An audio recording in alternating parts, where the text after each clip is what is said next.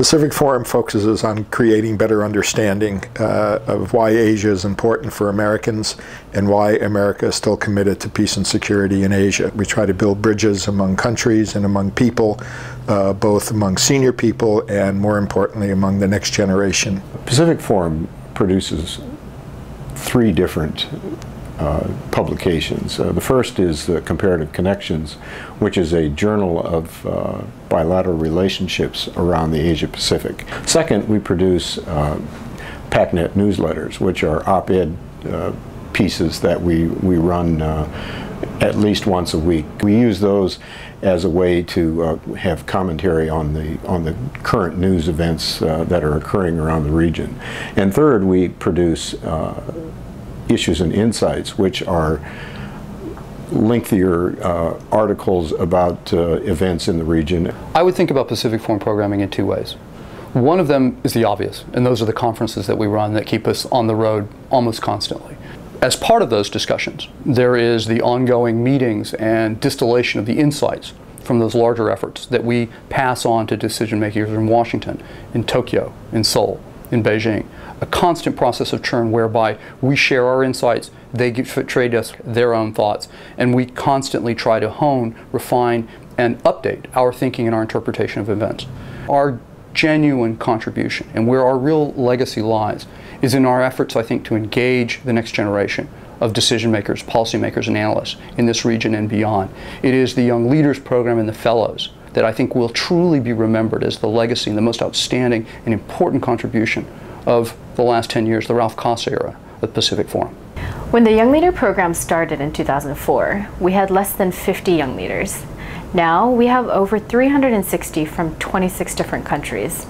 For young leaders who want to pursue a fellowship with the Pacific Forum, we have 5 fellowships. The Vasey Fellowship, established in honor of Pacific Forum founder and former president Admiral Lloyd Vasey, provides young Asian scholars with the opportunity to work at the Pacific Forum as a junior researcher for 3 to 6 months. The Sasakawa Peace Foundation Fellowship sponsors American and Japanese fellows who focus on the U.S.-Japan alliance, while the WSD Honda Fellowship supports a broader base of fellows who are interested in European and East Asian security issues. Through the generous support of Ambassador Alfonso Yuchenko, a select group of young Filipino and Philippine Americans are able to routinely participate in the Young Leader programs. And finally, we have the Kelly Fellowship, established through an anonymous and generous grant from a Korean American. This program recognizes the exemplary efforts of former Assistant Secretary of State and Pacific Forum President Emeritus James Kelly. In having the Kelly Fellows, we have some very able and well-selected young people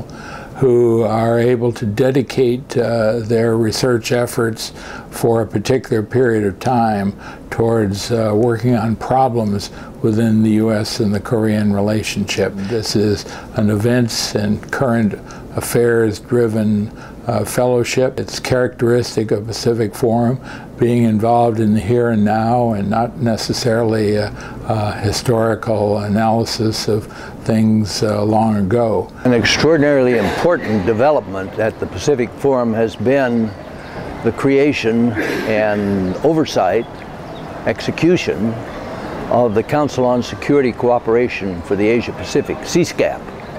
And through CSCAP and the leadership of CSCAP at the Pacific Forum, we have been able to be an important, in fact, the most important Track 2 institution in the Asia Pacific dealing with security and political events. Welcome to Las Vegas, everyone.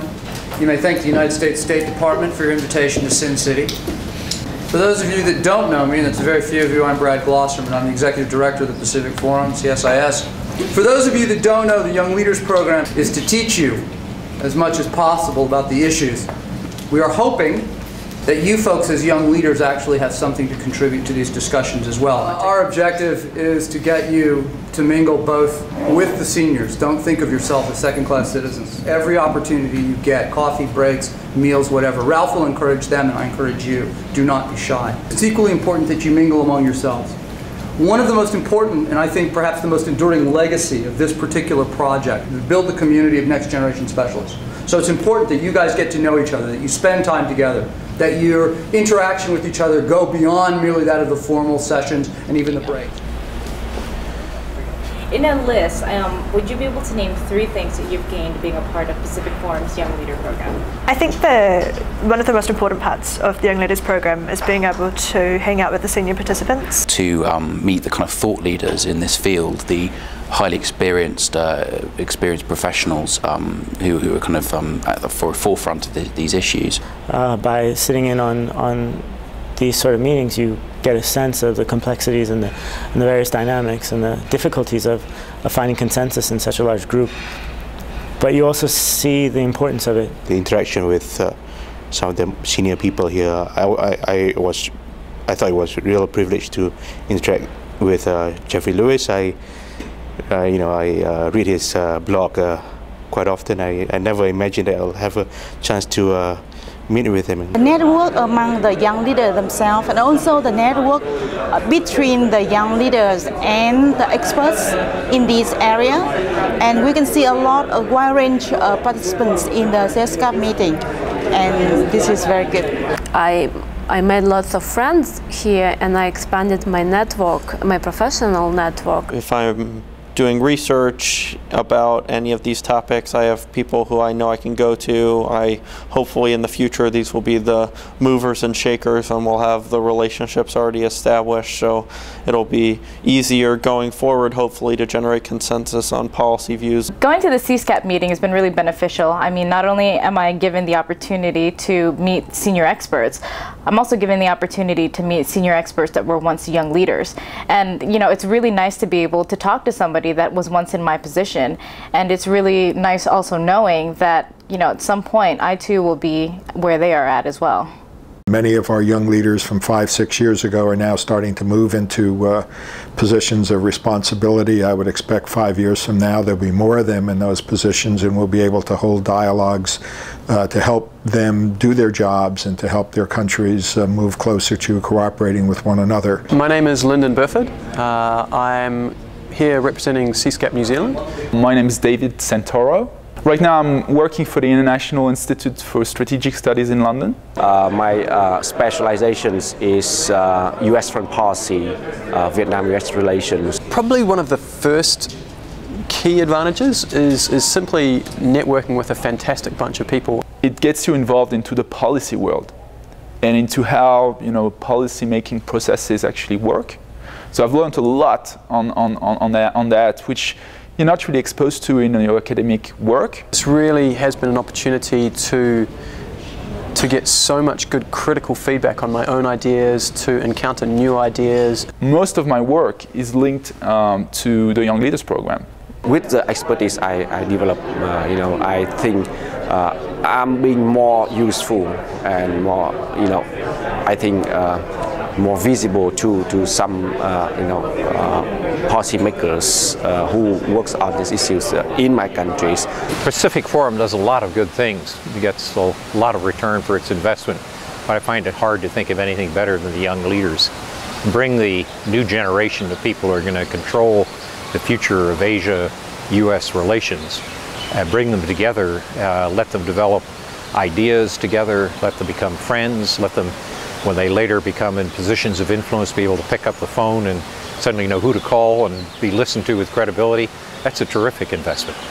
Well, before closing, I would like to thank all of the donors and supporters of the Pacific Forum today and back over the years, because I think you're getting a very excellent return on your investment. Thank you. Thank you. Thank you. Thank you very much for coming and for your support to the Pacific Forum. Mahalo. Thank you. Thank you very much. Thank you. Thank you. Thank you to everyone, and we certainly appreciate your long-term support for the programs, and look forward to working with you in the future. Thank you very much. Thanks. Really, thank you. Thank you. Thank you. There are a lot of people to thank with respect to Pacific Forum CSIS and the things that it has accomplished over the years, and no one more than Admiral Joe Vasey. I also want to thank the donor who has brought to the Pacific Forum the Kelly Fellows. This is a program that fits so well with what I have been dedicated myself over the years. I was honored that my name was going to be associated with this in some way. It is certainly something in which I deeply believe, and I'm very happy to support the idea of the Kelly Fellows, and this has been reinforced by the quality of the individuals who have been selected for that position over the years.